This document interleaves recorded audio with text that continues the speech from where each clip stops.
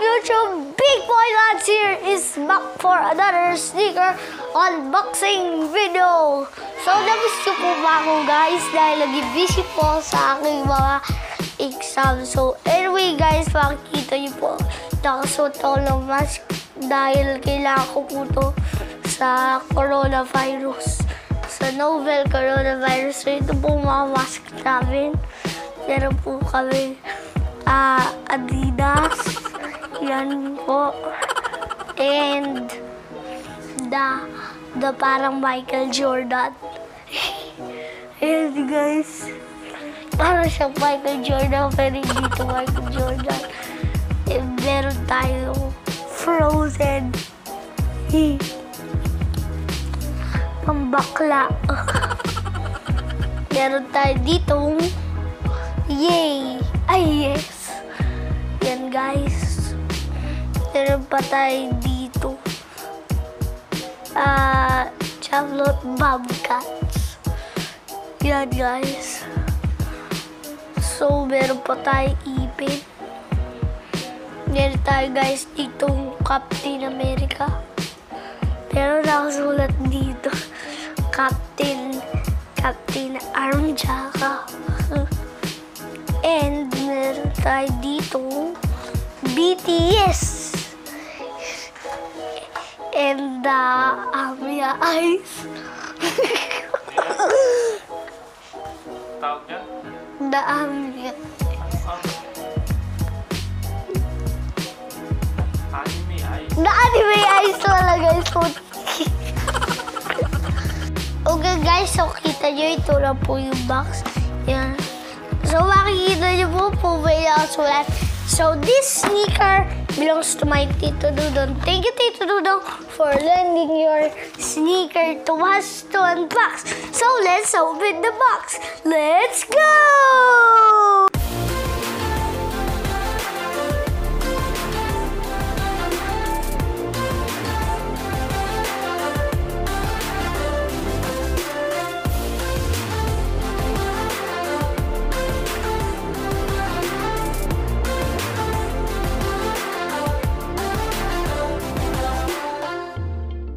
Okay guys, so let's open the box.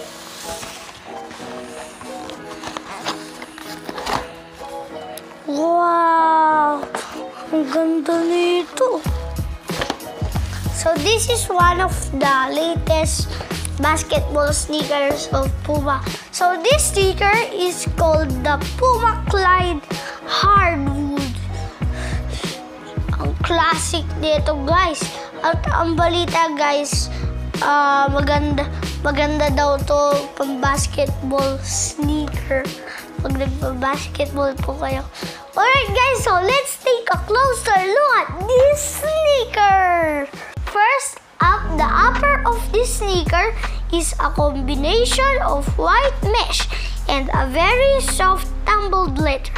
For real guys, the leather is really soft.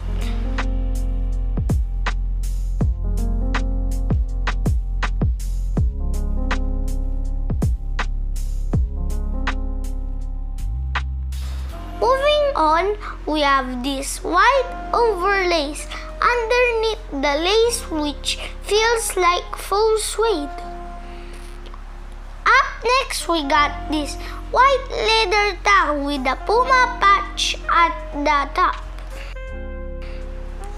Moving on to the lateral side, we got this white leather panel and the Puma signature logo in green nubuck.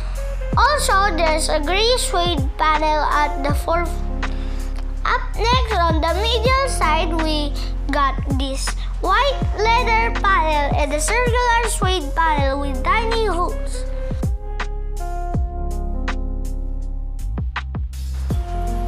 Now, going on to the back, we have this suede heel counter with the Puma logo at the center and a large green TPU plate.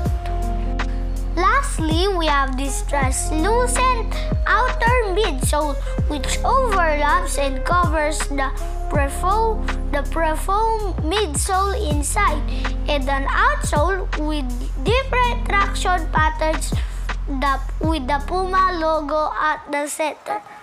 Alright, so here is the on-fit look.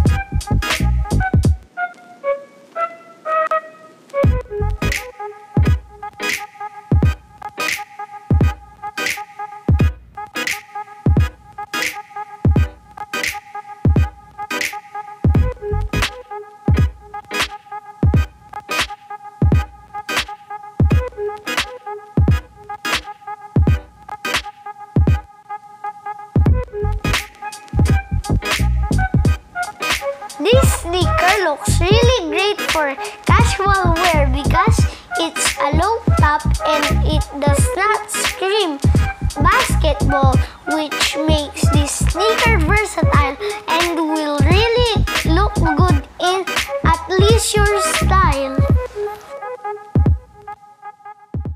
Alright guys, that's it for today's video of unboxing of the Puma Clyde Hardwood. So, bili na kayo guys. Maganda siya pag basketball and maganda siya pang forma. Only selling guys for 6,230 pesos. Please follow me on Instagram on Lance Pineda Vlogs and please follow me on Facebook on Lance Pineda Vlogs. Thank you for watching. Please support our channel by not skipping us. Please leave us a like and subscribe for more videos. Don't forget to click the notification button. Peace and God bless. Bye bye.